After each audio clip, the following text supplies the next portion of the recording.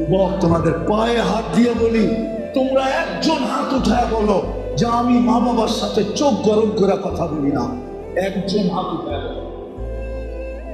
Challenge যদি তোমরা একজন হাত উঠায় বলতে পারো যে আমি মা বাবার সাথে কর্কশ ভাষায় কথা বলি না, চোখ বড় করে কথা বলি না, মা বাবাকে ধমকায় বলি না, একজন হাত উঠায় আমাকে দেখাও।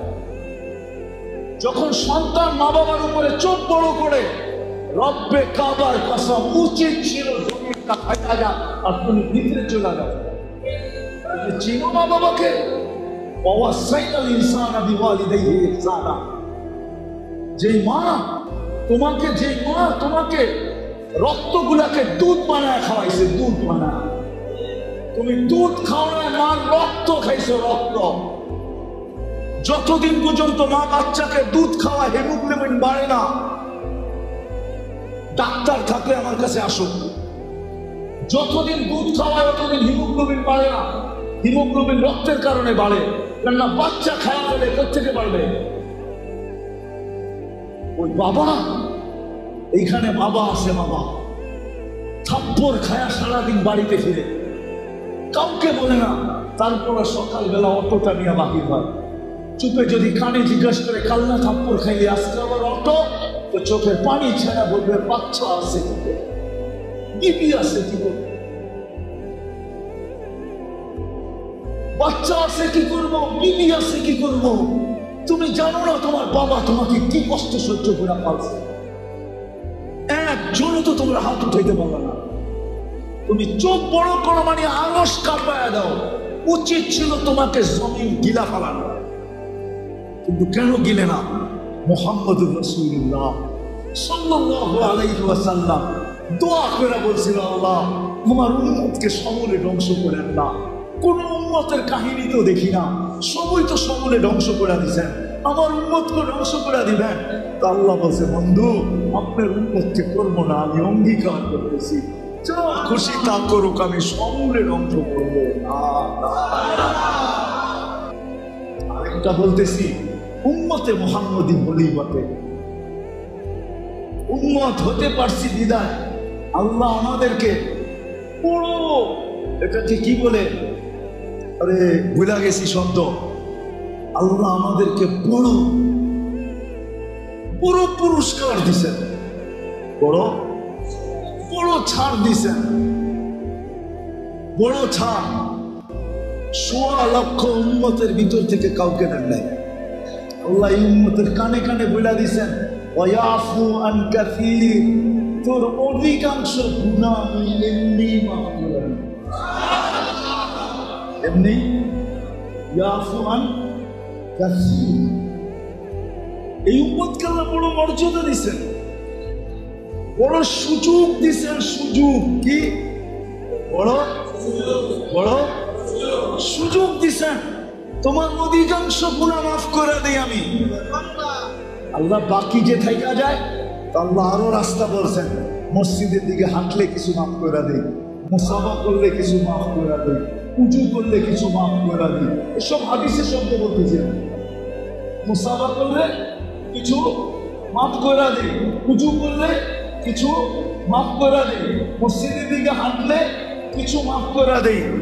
বাইক জন্য যদি দাঁড়ায় থাকো, বাইকে মসজিদে নিয়ে যাওয়ার জন্য বাইক বাড়ির সামনে যদি কিছুক্ষণ দাঁড়ায় থাকো, তো কিছু গুনাহ মাফ করে দিই, কিছু গুনাহ। এমনকি একজন আরেকজনকে দেখা যে মুস্কি হাসি দাও, তখনও কিছু মাফ করে দিই। এক নামাজের থেকে আরেক নামাজে ঢুকলে এই সময়ও কিছু মাফ করে দিই। নামাজ পড়লে পুরাটাই মাফ করে দিই। যেই আল্লাহ আমাদেরকে রসুলের কারণে এই সুযোগগুলা দিলেন, কোন উম্মতকে দেন নাই, কোন উম্মতকে কসম খোদার দেয় নাই। আমাদের সুযোগ সুবিধা দেখা নবীরা পর্যন্ত বলছে, আল্লাহ নবী হওয়ার দরকার নাই, উম্মত বানায় দেন। এত সুযোগ সুবিধা তো আপনি আমার উম্মতকে দেন নাই, কাউকে দেন নাই। এত সুযোগ, এত সুবিধা, এত ফজিলত, এত মর্যাদা। মুসা আলাইহিস সালাম বলছে আমাকে নবী বানায় দেন। দানিয়েল আলাইহিস সালাম বলছে আমার নবী হওয়ার দরকার নাই। আমি নবী হইতে উম্মত হইতে চাই না, আমার মৃত্যুর পরে আমাকে সুরক্ষিত রাখেন, আমাকে এতটুকু সুযোগ দিয়েন, উম্মতে মোহাম্মদী যখন আসবে এরা যেন আমাকে কাফন পরাইয়া নিজেদের হাত দিয়ে একটু কবরে রাখেন। আমি কিতাব থেকে বলতেছি আপনাদের, যে রসুলের কারণে আমরা এত সুযোগ সুবিধা পেলাম। রব্বে কাবার কসম, আমরা সমূলে বহুত আগে ধ্বংস হওয়ার যোগ্য ছিলাম, এখনো আছে, আমরা সমূলে ধ্বংস হওয়ার যোগ্য। আপনি খালি ধ্বংস দেখতেছেন, সমূলে ধ্বংস হওয়ার যোগ্য আমরা এখন। সমূলে ধ্বংস করা উচিত আমাদের। নাইলে বাংলাদেশে এই পর্যন্ত কয়জন বাবা সন্তানের হাতে জান দিয়েছে বলেন? আমি আপনাদেরকে জাহেলিয়াতের কাহিনী শুনাইতেছি। আবু বকর সিদ্দিক রাদিয়াল্লাহু তাআলা আনহুর ছেলে আব্দুর রহমান বদরের যুদ্ধে মুসলমান হয় না, বদরের পরে মুসলমান হয়েছে। তো বাপ বেটা বসে গল্প করতেছে, আব্বা বহুতবার বদরের দিন তুমি আমি তলোয়ারের নিচে চলে আসছিলাম, কিন্তু আমার ভিতর থেকে বারবার আওয়াজ আসতেছিল, আব্দুর রহমান বাপের উপরে তরবারি উঠাবি তো উঠাবি দিব। যতবার আমি হাত আগে নিতে গেছি আমার মন আমার হাতকে সরাইয়া দিছে, যে বাপের উপরে হাত উঠাবি কি করে? ওটা তো জাহেলিয়াতের যুগ, অজ্ঞতার যুগ। বাংলাদেশে এই পর্যন্ত কয়েকজন মা বাবা সন্তানের হাতে জান দিয়েছে বলেন? তাই না? পেপারে আর কটা আসে? যে রসুলের কারণে এত বড় মর্যাদা পাইলাম, যে রসুলের কারণে এত বড় সুযোগ পেলাম, যে রসুলের কারণে এত বেশি স্যাক্রিফাইস পাইলাম, যে রসুলের কারণে এত কিছু পাইলাম, আমরা উম্মত দাবি করি। ওই রসুলের আদর্শ কতটুকু? বলো, ওই রসুল তো শুধু কাঁদে নাই, দুনিয়াতে থাকতে কাঁদে নাই, দুনিয়া থেকে যাওয়ার সময় কাঁদতে ছিল, এখনো কবরে কাঁদতেছে, এখনো কবরে কাঁদে, এখনো। রব্বে কাবার কসম, এখনো কবরে কাঁদে। আবুল্লাহ সামরকান্দি লেখছেন, কবর থেকে উঠবে কাঁদতে কাঁদতে। কোন আলেমের তাহকিক করতে হলে আবুল্লাহ সামরকান্দির কিতাব পড়ো। আমি কিতাবের নাম বলবো না, ওরা দেখো। আবুল্লাহ সামরকান্দি রহমতুল্লাহ আলাইহি লেখছেন, রসুল কবর থেকে উঠবে, ওহুয়া ইয়াবকি ওয়া ইয়াকুল জিবরিল ময়দান তো খালি, আল্লাহ রসুলের আগে কাউকে উঠাবে না। আল্লাহ সর্বপ্রথম রওজা থেকে উঠবে, না কোনো রসুল, না কোনো নবী, না কোনো উম্মত, আমাদের নবীজি প্রথম উঠবে। উঠেই ময়দানের দিকে দেখা চোখের পানি ছেড়া দিয়া বলবে, জিবরিল আইনা উম্মতি, আমার উম্মত ময়দান তো খালি। কিয়ামতের মাঠে তোমার জন্য 3 জায়গায় দৌড়াবে।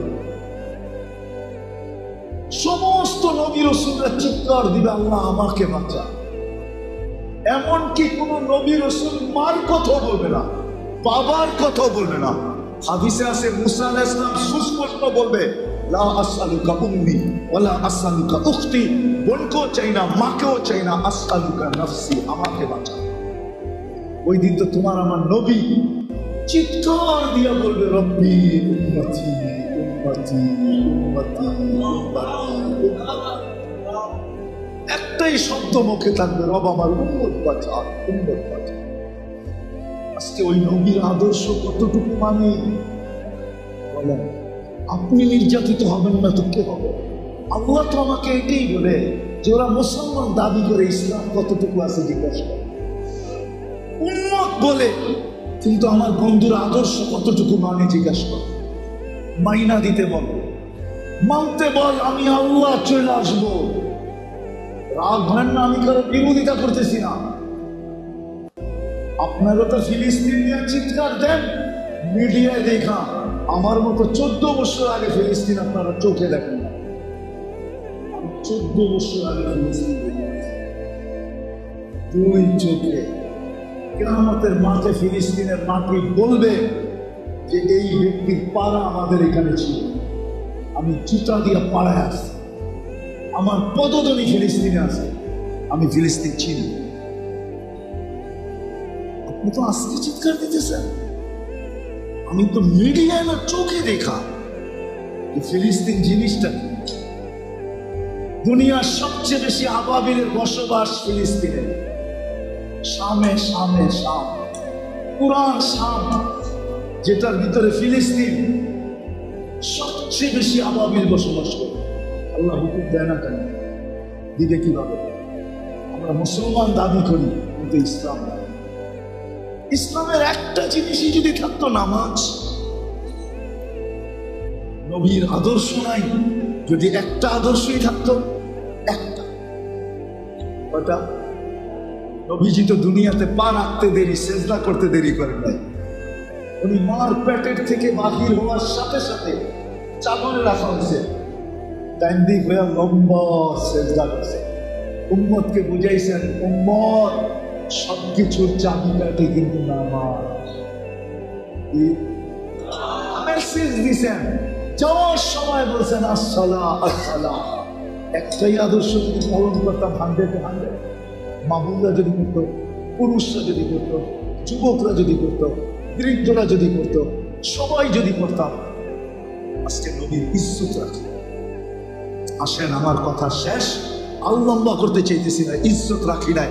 আসেন, মনে হয় এই জন্যই আল্লাহ আজকে প্রোগ্রামটা নিয়ে আসছেন, যে না, এই প্রোগ্রাম বাইরে হতে দেওয়া যাবে না, এই প্রোগ্রাম তো আমার ঘরেই হবে।